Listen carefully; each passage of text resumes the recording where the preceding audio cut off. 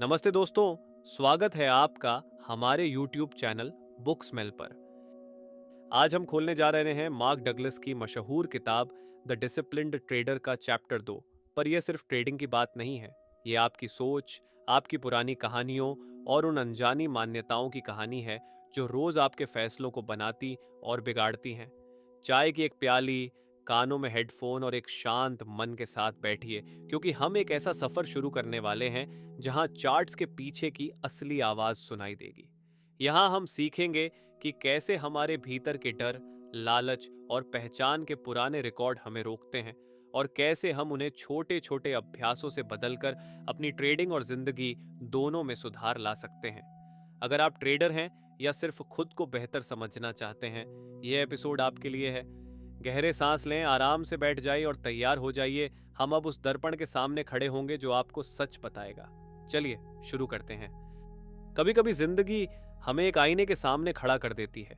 एक ऐसा आईना जो सिर्फ हमारी शक्ल ही नहीं दिखाता, बल्कि हमारी पुरानी कहानियां, डर, आदतें और मान्यताएं भी उजागर कर देता है। चैप्टर 2 का मूल संदेश यही है। हमारा दिमाग एक फिल्टर है। दुनिया जैसी भी हो, हम उसे उसी फिल्टर से देखते हैं जिसे हमने पहले से बनाया हुआ पाया। यही फिल्टर तय करता है कि हम क्या देखेंगे, क्या मानेंगे और किस तरह से निर्णय लेंगे। ट्रेडिंग का मैदान केवल पैसे और चार्ट्स का खेल नहीं है, यह आपकी पहचान, आपके विश्वास और आपके भीतर छुपे पुराने रिकॉर्ड्स का खेल है। अब आप अपने आंखें बंद करके सोचिए। बचपन की कोई याद, कोई बात जो आपने बार बार सुनी थी, पैसा बचाकर रखना चाहिए या रिस्क लेना बेवकूफ़ी है, क्या वह अभी भी किसी सीमा पर आपके फैसले तय करती है? यही सवाल मार्क डगलस इस अध्याय में आपसे पूछते हैं। और वो कहते हैं, अगर आप इन मान्यताओं को नहीं पहचानते और चुनौती नहीं देते, तो आपकी सबसे बेहतरीन स्ट्रैटेजी भी फेल हो सकती है।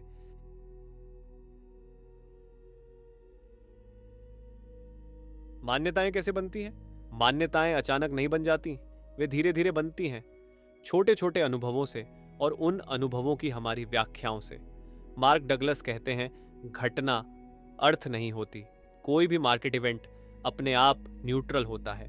जो अर्थ हम देते हैं वही बिलीफ बनता है। उदाहरण, एक शार्प मार्केट ड्रॉप केवल एक घटना है। आप इसे कह सकते हैं बाजार धोखा देता है, या फिर यह सीखने का मौका है। देखा, आपके शब्द ही बिलीफ का बीज बन जाते हैं। It is a 2 stage process. पहली stage external event, price move, loss, news. दूसरी स्टेज हमारी internal story, past experience, family messages, fear, greed. ये इंटरनल स्टोरी उस इवेंट को ट्रांसलेट करती है और बिलीफ सेट कर देती है। और फिर आती है रेपिटेशन की ताकत। जब कोई इंटरप्रिटेशन बार बार दोहराई जाए तो दिमाग उसे ऑटोमेटिक मान लेता है। इसीलिए एक दो गलत ट्रेड्स के बाद कोई ट्रेडर सोचने लगता है, मैं हमेशा हारता हूं। ये बिलीफ रियलिटी बन जाती है। भाषा बिलीफ्स को मजबूत या कमजोर बनाती है। आई लॉस्ट मनी और आई गेन्ड इन्फॉर्मेशन, दोनों वाक्य अलग न्यूरल रिस्पॉन्स जगाते हैं, अलग बिलीफ्स रीइंफोर्स करते हैं। आपकी सेल्फ टॉक आपकी ट्रेडिंग डेस्टिनी तय करती है। और हाँ, सोशल और कल्चरल इनपुट भी, परिवार के संदेश, दोस्तों की राय, रिस्क लेना बेवकूफ़ी है, पैसा मुश्किल से आता है। ये मैसेजेस अक्सर अनकॉन्शियस होते हैं पर व्यवहार पर गहरा असर डालते हैं। तो सार क्या है? बिलीफ्स का जन्म होता है घटना, व्याख्या, पुनरावृत्ति और भाषा से। जब आप ये समझ लेते हैं कि बिलीफ कोई फिक्स्ड ट्रूथ नहीं बल्कि कंस्ट्रक्टेड मीनिंग है, तो आप उसकी समीक्षा शुरू कर सकते हैं, उसका पुनर्लेखन कर सकते हैं। और यही साइकोलॉजिकल एज आपको बेहतर ट्रेडर बनाता है। अब मैं आपको 2 छोटी सी कहानियां सुनाती हूं, अजय और निधि की। ये कहानियां किसी खास व्यक्ति की नहीं, पर हर उस मन की दर्पण है जो बाजार में चलता है। पहली कहानी, अजय। अजय के घर में बचपन से एक सिख चली आ रही थी। पैसा सुरक्षित रखा जाता है, साहस के साथ नहीं। यह वाक्य उसके कानों में इतना घूमा कि वह इसे सच मान बैठा। वर्षों बाद जब अजय ने ट्रेडिंग शुरू की, तो मौके बार बार खड़े हुए। बड़े ट्रेड्स, मजबूत सेटअप्स, वो सब कुछ जो आगे बढ़ने का रास्ता खोलते हैं। पर अजय के भीतर का पुराना प्रोग्राम हर बार बोल उठा, पहले सुरक्षा, और वह अपना पैर पीछे खींच लेता। बड़ी ग्रोथ की राहें उसके सामने थीं, पर उसकी मान्यता ने उन्हें बंद कर दिया। यहाँ समस्या चार्ट की नहीं थी, समस्या उस छोटे से वाक्य की थी जो उसने बचपन से अपने भीतर बो लिया था। दूसरी कहानी, निधि। निधि ने एक बार हिम्मत करके बड़ा निवेश किया और उसे भारी नुकसान सहना पड़ा। उस एक घटना ने उसके दिमाग में एक कहानी गढ़ दी, बड़े नुकसान से सब बर्बाद हो जाता है। बचपन में घर की चिंता और डर ने इस कहानी की आग को और हवा दी। बाद में निधि ने फिर कभी बड़े कदम उठाने की हिम्मत न की। कई मौके आए, पर उसने उन्हें देखते ही छोड़ दिया। क्यों? क्योंकि उसकी मान्यता ने उसे बता दिया था कि जोखिम मतलब विनाश। एक घटना ने उसकी पूरी संभावनाओं की किताब बंद कर दी। इन दोनों कहानियों का मकसद सरल है, यह दिखाना कि हमारी मान्यताएं अक्सर बेहद निजी, चुपचाप बनी कहानियों का नतीजा होती है। परिवार की बातें, एक दर्दनाक अनुभव, बार बार दोहराई गई सोच, सब मिलकर वह फिल्टर बना देते हैं जिससे हम दुनिया को देखते हैं। और यही फिल्टर तय करता है कि हम मौके पकड़ेंगे या छोड़ देंगे, आगे बढ़ेंगे या डर कर रुक जाएंगे। क्या ये हमें बचाती हैं या आगे बढ़ने से रोकती हैं?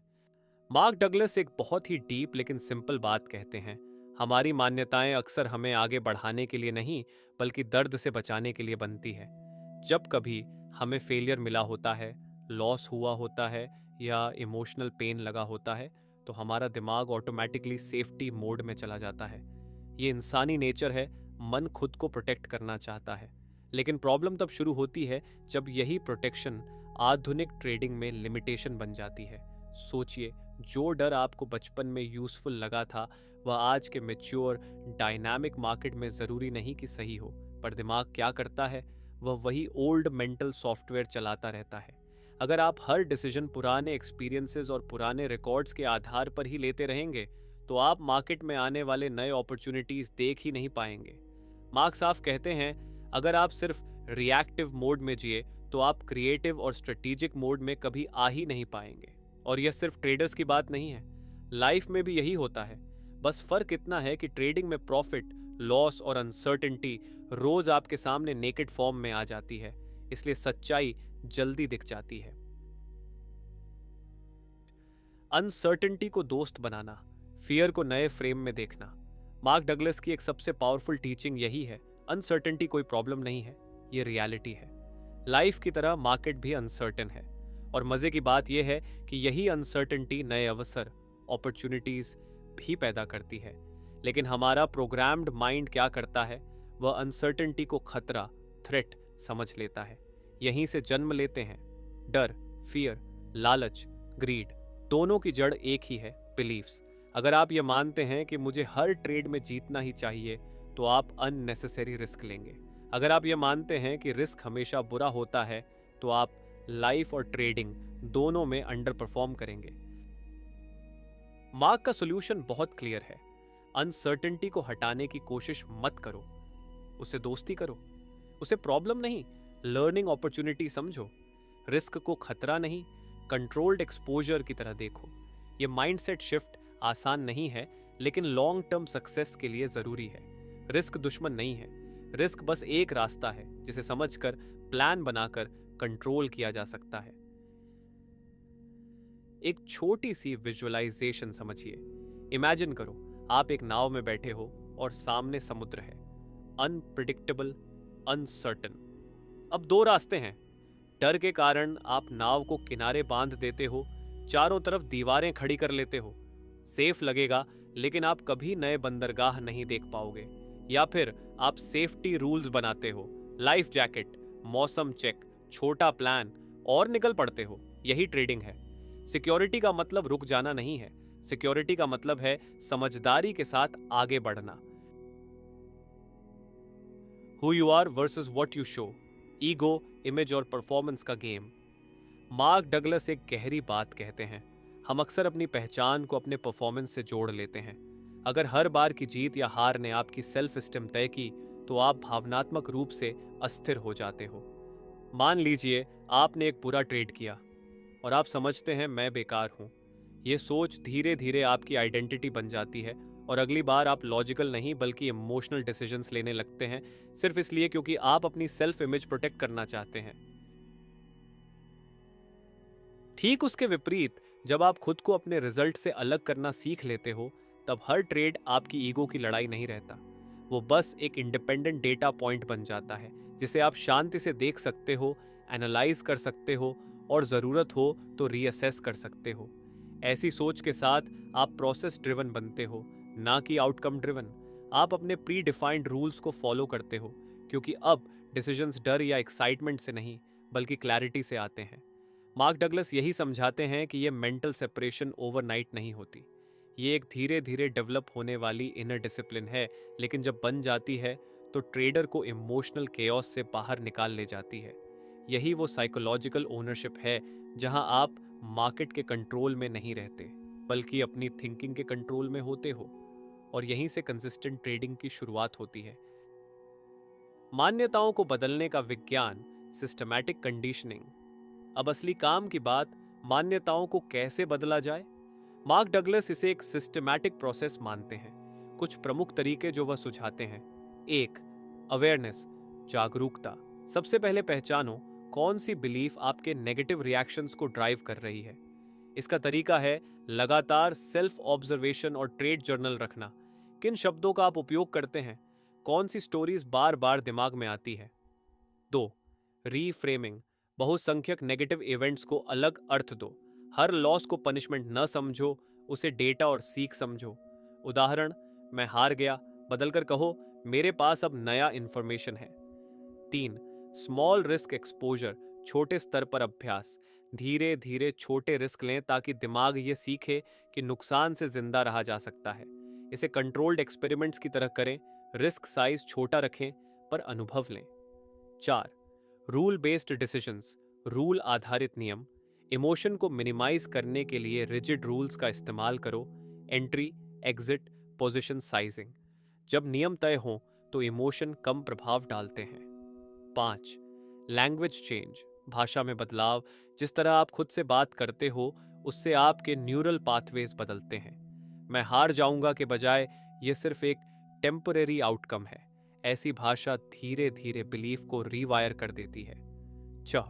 कंटिन्यूअस प्रैक्टिस एंड पेशेंस, लगातार अभ्यास और धैर्य। कोई ओवरनाइट ट्रांसफॉर्मेशन नहीं होता। यही कारण है कि डगलस इसे कंडीशनिंग की तरह बताते हैं। बार बार अभ्यास करने पर ही मन नया पैटर्न अडॉप्ट करता है। याद रखिए, ये सिर्फ मानसिक वर्क नहीं, ये एक डिसिप्लिन्ड डेली प्रैक्टिस है और वही आपसे सबसे बड़ा कॉम्पिटिटिव एडवांटेज बनाता है। जर्नलिंग सिर्फ नंबर्स नहीं, आपकी कहानी भी। मार्क बहुत जोर देते हैं ट्रेड जर्नल पर वे चाहते हैं कि यह सिर्फ प्राइस और P&L का रिकॉर्ड ना हो। जर्नल में लिखें, उस ट्रेड के पहले आपकी इमोशनल स्टेट क्या थी, आपने किस बिलीफ के कारण वह डिसीजन लिया। ट्रेड के बाद आपको कैसा लगा, क्या आपकी इनर वॉइस ने कुछ कहा, आपने क्या सीखा, क्या आप कुछ डिफरेंट कर सकते थे। यह प्रैक्टिस सेल्फ अवेयरनेस लाती है। जब आप बार बार पढ़ेंगे। Daily practice journal, step by step simple mental exercise. Mark Douglas के आइडिया से प्रेरित ये कुछ छोटी लेकिन बहुत असरदार मेंटल प्रैक्टिस हैं। इनका मकसद पढ़ना नहीं है, सोचना, लिखना और महसूस करना है। इन सब का एक ही लक्ष्य है, पुरानी ऑटोमेटिक सोच को तोड़ना, एक शांत और समझदार ट्रेडर माइंड बनाना। एक पेज लो और वो 4 से 5 बातें लिखो जो ट्रेड लेते समय बार बार दिमाग में आती हैं। जैसे रिस्क मतलब खतरा, लॉस आया तो मैं गलत हूं, अच्छा ट्रेडर हमेशा सही होता है। बस लिखो, ना सही गलत सोचो, ना खुद को जज करो। 2. ओरिजिन चेक, ये सोच आई कहां से। हर सोच के सामने खुद से पूछो, ये सोच पहली बार कब बनी, किसी एक घटना से या कई बार से। फिर पूछो, क्या आज के मार्केट में ये सोच अभी भी सच है। इस स्टेप का काम है पुराने अनुभव और आज की सच्चाई में फर्क समझाना। 3. मीनिंग अपग्रेड, मतलब बदलो। अब हर नेगेटिव सोच को एक साधारण और रियल मतलब दो। उदाहरण, लॉस मतलब मैं गलत हूं, लॉस मतलब ये सेटअप काम नहीं किया। यहां जबरदस्ती पॉजिटिव नहीं बनना है, सिर्फ शांत और सच्चा बनना है। 4. कम रिस्क में सीखो, एक हफ्ते तय करो जहां सिर्फ न्यूनतम मात्रा से ट्रेड करोगे, प्रॉफिट गोल नहीं होगा। हर ट्रेड के बाद लिखो, एंट्री पर क्या फील हो रहा था, एग्जिट के बाद क्या लगा। एक छोटी सीख इससे दिमाग सीखता है, रिस्क खतरा नहीं, जानकारी है। 5. Self talk reset day. एक दिन सिर्फ अपनी अंदर की आवाज पर ध्यान दो। जैसे ही ये आए, मैं फिर से फेल हो गया, उसे बदलो। ये सिर्फ एक ट्रेड था। अगर चाहो तो हल्की आवाज में बोलो। खुद को सुनना बहुत असर करता है। रूल्स निभाने की प्रैक्टिस। सिर्फ 2 से 3 रूल्स चुनो। रिस्क कितना, स्टॉप लॉस कहाँ, एंट्री कब, उस दिन एक ही गोल। रूल्स फॉलो करना। अगर रूल टूटा, मार्केट को मत दोष दो, लिखो उस वक्त इमोशन क्या था। 7. काम प्रैक्टिस। शांत रहना सीखो।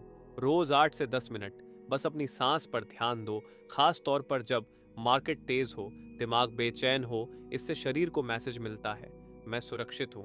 और जब शरीर शांत होता है तो फैसले बेहतर होते हैं। बॉटम लाइन, ये कोई जादू नहीं है, ये एक मेंटल जिम है। जैसे बॉडी एक्सरसाइज से मजबूत होती है, वैसे ही माइंड रिपीट प्रैक्टिस से मजबूत होता है। आप मार्केट को कंट्रोल नहीं कर सकते, लेकिन अपनी सोच और रिएक्शन जरूर कंट्रोल कर सकते हो। भाषा का असर, आपकी इनर वॉइस की पावर। मार्क का कहना बहुत सीधा है, हम जो मानते हैं वो अक्सर हमारे शब्दों में छुपा होता है। आप खुद से कैसे बात करते हैं वही बताता है कि आपके अंदर क्या बिलीफ चल रहा है। अच्छी बात यह है कि भाषा में छोटे छोटे लगातार बदलाव आपकी सोच को धीरे धीरे बदल सकते हैं। कुछ आसान उदाहरण देखें। मैं हार जाऊंगा, यह सिर्फ एक आउटकम है। मुझे मार्केट समझ नहीं आते, मैं हर दिन मार्केट्स को थोड़ा बेहतर समझ रहा हूं। मुझे डर लग रहा है, डर शरीर की नॉर्मल रिएक्शन है, मैं अपने रूल्स फॉलो करूंगा। इन वाक्यों को आप अफर्मेशंस की तरह इस्तेमाल कर सकते हैं, लेकिन यहां झूठी पॉजिटिविटी काम नहीं करती। जैसे ये ना कहे मैं हमेशा जीतूंगा, ये कहे मैं मेहनत करके अपनी एज का सही इस्तेमाल करता हूं। दूसरा वाक्य ज्यादा सच्चा, प्रैक्टिकल और भरोसेमंद है। यही सटीक, सरल और रियलिस्टिक भाषा धीरे धीरे आपकी थिंकिंग को रिवायर करती है। जब आप टूटते हैं, फेलियर के साथ समझौता करना। चेंज के दौरान फेलियर आएगा, यह तय है। मार्क डगलस कहते हैं कि कोई भी तुरंत पुरानी बिलीफ से नहीं निकल जाता। आप टूटेंगे, आप ओल्ड स्क्रिप्ट्स पर वापस लौटेंगे, पर फर्क यह है कि आप अवेयर हैं और हर बार छोड़ते जाते हैं। आप छोटी छोटी सेटबैक्स को बड़ी फेलियर के रूप में नहीं देखेंगे, आप उन्हें डेटा समझ के एनालाइज करोगे। कि सेटबैक्स पर इंट्रोस्पेक्ट करो, क्या यह वही ओल्ड पैटर्न था, क्या मैंने रूल्स ब्रेक किए, क्या मेरी बिलीफ ने मुझे ड्राइव किया, और फिर वापस नियमों पर आ जाओ। डिसिप्लिन यही है, गिरकर उठना और रूल्स पर वापस लौटना। ट्रेडिंग के बाहर भी असर, होलिस्टिक बदलाव। मार्क डगलस जोर देते हैं कि यह काम सिर्फ ट्रेडिंग के लिए नहीं है। जब आप अपनी बिलीफ्स बदलते हैं तो आपका व्यक्तित्व, रिश्ते, काम काज सब प्रभावित होते हैं। यदि आप इस इनर वर्क को करते हो तो आप कहीं ज्यादा रेजिलिएंट बनते हो। आप फेलियर को अलग पहचान कर लेते हो। आप रिश्तों में भी रिएक्टिव होने की बजाय रिफ्लेक्टिव बनते हो। ट्रेडिंग सिर्फ व्हीकल है, असली डेस्टिनेशन सेल्फ नॉलेज है। इसीलिए चैप्टर 2 का मैसेज बड़ा और जीवन परक है। आपकी बिलीफ्स आपकी वास्तविक शक्ति हैं, उन्हें चुनो, चैलेंज करो और फिर उन्हें नई डायरेक्शन में रीप्रोग्राम करो। कुछ सामान्य कॉग्निटिव पिटफॉल्स जिनसे बचें। चैप्टर 2 में छिपे प्रैक्टिकल ट्रैप्स को ध्यान में रखें। कॉन्फर्मेशन बायस, आप वही डेटा याद रखोगे जो आपकी करंट बिलीफ को कंफर्म करती है। इसे कम्बैट करें। एक्टिवली कॉन्ट्रडिक्टिंग एविडेंस खोजिए। ओवर जनरलाइजेशन, एक बैड ट्रेड को मैं हमेशा फेल करता हूं में कन्वर्ट न करिए। One data point pattern. Emotional reasoning, मैं डर रहा हूं इसलिए सिचुएशन खतरनाक है।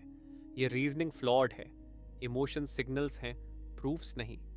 एंकरिंग, पहले की एक उपलब्धि या फेलियर पर ओवर एंकर न करिए। Markets constantly change, your beliefs shouldn't be stuck to a single anchor.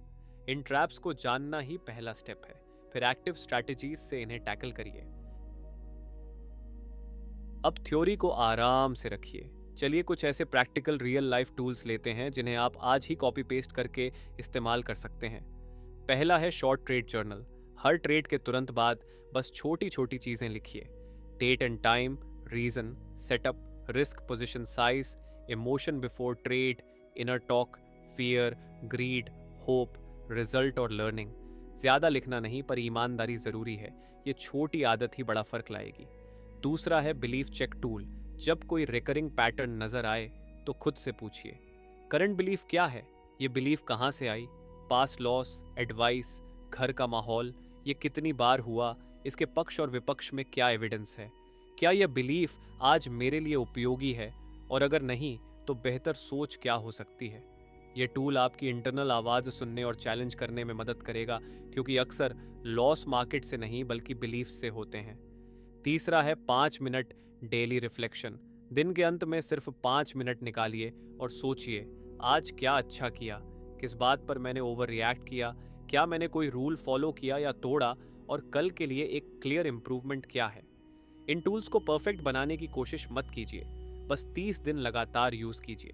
छोटा कंसिस्टेंट काम बड़ा परिणाम देता है। इस अभ्यास से आपको better clarity, emotional control, measurable progress और सबसे जरूरी सेल्फ ट्रस्ट मिलेगा।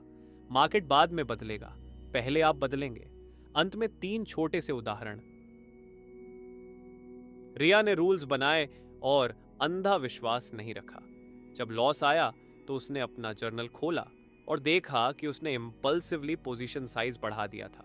उसने हार नहीं मानी, वापस डिसिप्लिन के साथ छोटे ट्रेड्स करके अपना कॉन्फिडेंस रिबिल्ड किया। महीनों में उसकी इक्विटी कर्व स्टेबलाइज हो गई। अजय, हाँ वही अजय, उसने अपनी सुरक्षा पहले वाली मान्यता को रिराइट किया, नया कोड बनाया, कंट्रोल्ड रिस्क बुद्धिमानी है।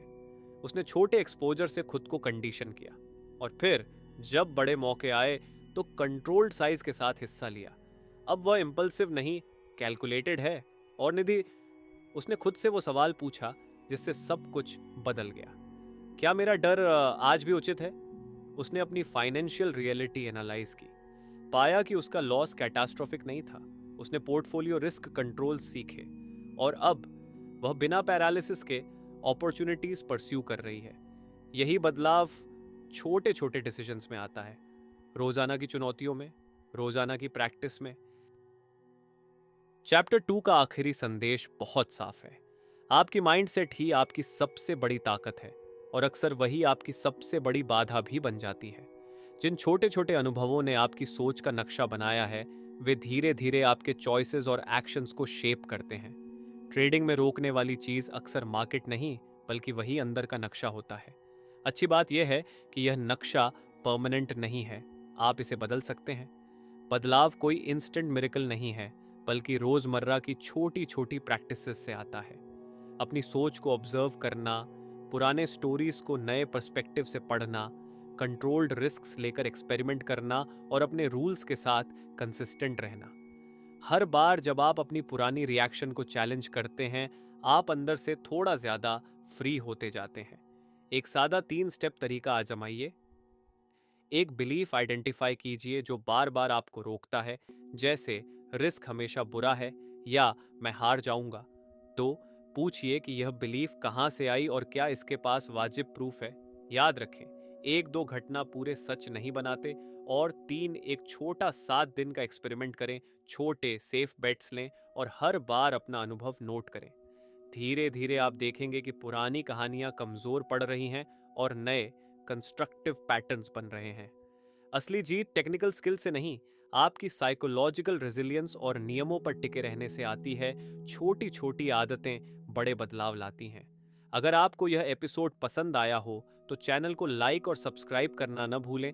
नए एपिसोड के लिए बेल आइकन दबाइए और नीचे कमेंट में बताइए कि आप कौन सा बिलीफ बदलने वाले हैं। धन्यवाद।